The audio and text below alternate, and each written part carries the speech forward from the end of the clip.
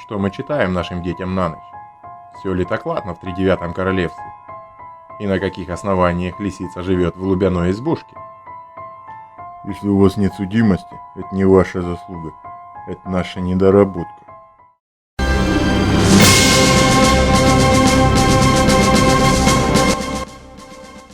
Здравствуйте, в эфире АД ТВ и с вами Олег Воскобойников. Сегодняшний выпуск нашей программы посвящен народному фольклору, но мы не будем распевать частушки или рассказывать народные былины и предания. Мы постараемся оценить его с правовой точки зрения, так сказать, дать оценку действиям сказочных персонажей с точки зрения закона. Что мы читаем нашим детям на ночь? Все ли так ладно в тридевятом королевстве? И на каких основаниях лисица живет в лубяной избушке? А для всесторонней оценки этого вопроса мы пригласили в нашу студию заслуженного сказочника, эксперта, фольклороведа нашей глубинки, Прохора Артемьевича Мозайченко. Да-да, здравствуйте. Мозайченко Прохор Артемьевич, уроженец города Ленинград, окончил церковно-приходскую школу при женском монастыре, не служил, имеет судимости за тунеядство. А оценивать действия сказочных персонажей, так сказать, с правовой точки зрения, у нас будет представитель ГМПРС и СМ по глубоким районам Пронин Вильгельм Аркадьевич. Пронин Вильгельм Аркадьевич, уроженец города Могилев, волевой, бескомпромиссный, очень любит шоколад. Давайте вернемся к теме нашей передачи. Я думаю, построим ее в следующем формате. Прохор Артемьевич прочтет нам какое-либо произведение, ну а Вильгельм Аркадьевич разъяснит, что не так в действиях главных персонажей с точки зрения закона. Я думаю, что коснемся мы не только главных персонажей, но и второстепенных, так сказать, теневых участников, ибо никто не должен избежать карающей руки правосудия, спрятаться, так сказать, от всевидящего ока. Хорошо. Прохор Артемьевич, что вы нам сегодня подготовили? Сегодня я хотел представить на ваше рассмотрение замечательную народную сказку «Соломенный бычок, смоляной бачок». Итак, жили-были дед да баба. Дед гнал смолу. И сразу, стоп! Что значит гнал смолу? Для каких целей? Если с целью продажи, то есть получения нелегальной прибыли, организации нелегального бизнеса, то здесь уже усматриваются признаки статьи 171 УК РФА «Незаконная предпринимательская деятельность». Это я еще не говорю об уклонении от уплаты налогов. Разрешите продолжить? Продолжаю. А баба по дому управлялась. Вот баба и стала донимать деда. «Сделай ты мне соломенного бычка». «Ты что, дурная, на что он тебе, бычок-то этот, сдался? Буду его пасти». Делать нечего. Сделал дед соломенного бычка, а бока у бычка смолой засмолил. Утром взяла баба прялку и пошла пасти бычка. Сидит на пригорке, придет и припевает: «Пасись, пасись, бычок, смоляной бачок». Пряла-пряла, да и задремала. Вдруг из темного лесу, из великого бору, бежит медведь. Наскочил на бычка. «Ты кто такой?» «Я соломенный бычок, смоляной бачок». «Дай смолы, мне бог ободрали». Бычок, смоляной бачок молчит. Рассердился медведь: «Хвать бычка за смоляной бок!» И завяз. В ту пору баба проснулась и закричала: «Дед, дед, беги скорей, бычок медведя поймал!» Дед схватил медведя и кинул в погреб. Погодите. Здесь сразу встает вопрос о психическом здоровье престарелых. Ну а если они здоровы, то тогда что они принимают? Если бабка вывела на пастбище макет бычка, ну а сам макет ведет диалог с дикими животными, ну а если признать макет, разговаривающий с дикой животиной, физическими лицами, а в данном случае медведя еще и потерпевшим, то здесь уже дед будет проходить как субъект преступления, а именно совершивший похищение, статья 126 УК РФ, а затем и преступление, предусмотренное статьей 127 УК РФ, незаконное лишение свободы. Разрешите продолжить? Да, конечно, Артемыч, продолжай. На другой день взяла баба опять прялку и пошла пасти бычка. Сидит на пригорке, придет и приговаривает: «Пасись, пасись, бычок, смоляной бачок, пасись, пасись, бычок, смоляной бачок». Вдруг из темного лесу, из великого бору бежит волк. Увидел бычка. «Ты кто такой?» «Я соломенный бычок, смоляной бачок. Дай смолы, мне собаки бок ободрали». «Бери». Схватил волк за смоляной бок, да и увяз. Баба проснулась и ну кричать: «Дед, дед, бычок волка поймал!» Дед прибежал, схватил волка и кинул его в погреб. Ну, у деда уже рецидив, медведей ему мало. Пасет баба бычка на третий день. Придет да приговаривает: «Пасись, пасись, бычок, смоляной бачок, пасись, пасись, бычок, смоляной бачок». Пряла, приговаривала и задремала. Прибежала лисичка, спрашивает бычка: «Ты кто такой?» «Я соломенный бычок, смоляной бачок. Дай смолы, голубчик, собаки мне шкуру ободрали». «Бери», увязла и лисица. Бабка проснулась, кликнула деда. Дед бычка взял, лисичку поймал и в погреб кинул. Пустил коготок, да весь увяз. Продолжай, Артемыч.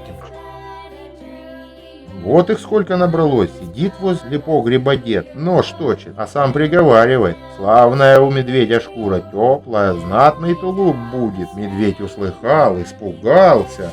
«Не режь меня, пусти на волю, я тебе меду принесу, а не обманешь, не обману, ну смотри». И выпустил медведя.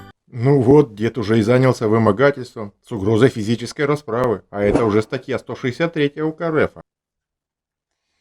А сам опять нож точит. Волк спрашивает: «Зачем, дед, нож точишь?» «А вот шкуру с тебя сниму, да на зиму теплую шапку себе сошью.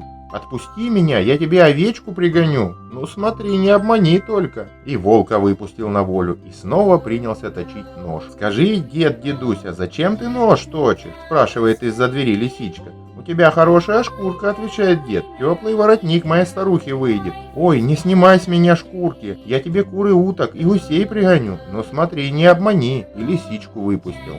Вот дед вошел во вкус, покатился по наклонной, так сказать, передик престарелый. На утро, ни свет ни заря, тук-тук в дверь. Дед, стучат, пойди глянь». Пошел дед, а там медведь целый улей меду притащил. Только успел дед убрать, а в дверь снова тук-тук. Волк овец пригнал, а тут и лисичка кур, гусей да уток пригнала. Дед рад, баба рада, и стали они жить-поживать, да добра наживать. Что-то я не припомню, чтобы медведи занимались пчеловодством, а волки овцеводством, а лисицы выращивали домашнюю птицу. Следовательно, это все было тайно похищено, а это уже статья 158 УК РФ. А если средством грабежа, то есть открытого хищения, статья 161. И уж не дай бог, разбой, 162 с угрозой применения насилия. Тут надо брать и колоть этих зверей-беспредельщиков конкретно по каждому факту. Ну а дед, согласно пункта 4 статьи 33 этого же УК, пойдет как подстрекатель. Очень хорошо. Но что мы можем подытожить для наших зрителей? Прохор Артемьевич, ваше мнение? Ну, что я могу сказать? Очень хорошая, добрая сказка о любви и взаимопонимании двух давно уже не молодых людей, которые живут на лоне природы, в гармонии с окружающим миром и с лесными животными, о находчивости зверей, живущих в лесу. А вы как думаете, Вильгельм Аркадьевич? Я тут пока это все слушал, анализировал и вот кратенько набросал. Позвольте, я зачту. Ну, давайте разбираться. Во-первых, два человека живут, как здесь сказано, в темном лесу в великом бару, то есть скрываются от внешнего внимания. А спроста ли это? Видимо, им есть что скрывать, тем более дед занимается производством не пойми чего. Как тут было? Гнал смолу. Не мешало бы провести экспертизу, то, чего он гнал. Во-вторых, дед изготавливает незаконное орудие добычи пушных зверей, я имею в виду макет теленка. И вместе с бабкой, которая, как говорят в криминальных кругах, стоит на стреме, добывает дичь с целью изготовления шуб. А впоследствии, путем угроз, заставляет совершать преступления других фигурантов данной сказки.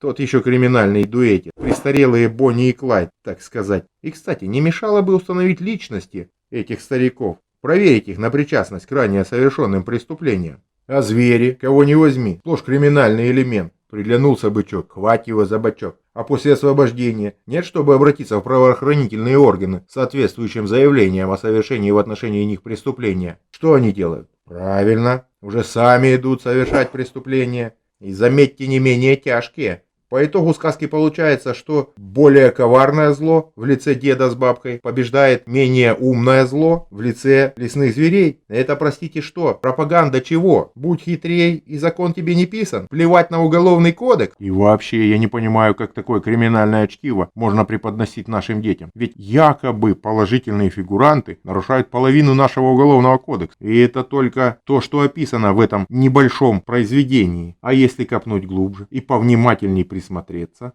считаю, то эту так называемую сказку необходимо внести в разряд запрещенной литературы, ну или как минимум присвоить ей возрастное ограничение. Да и вас, Прохор Артемич, не мешало бы проверить и привлечь за распространение подобной литературы. И потом, почему бы не добавить в сказку еще одного действительно положительного персонажа? Ну, скажем, участкового, который по итогу сказки навел бы порядок на своем участке, кого нужно посадил бы, кого нужно предупредил бы и тем самым сформировал бы положительный образ блюстителя закона.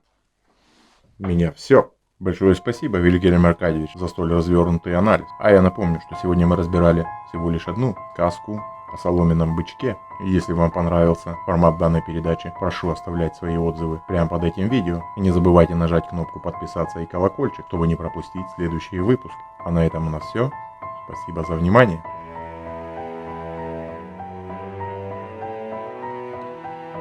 Перефразируя одного из персонажей замечательного актера Сергея Юрского, хотел бы сказать, в наше время довольно легко найти черную кошку в темной комнате, даже если ее там нет. Подписывайтесь на канал, продолжение будет.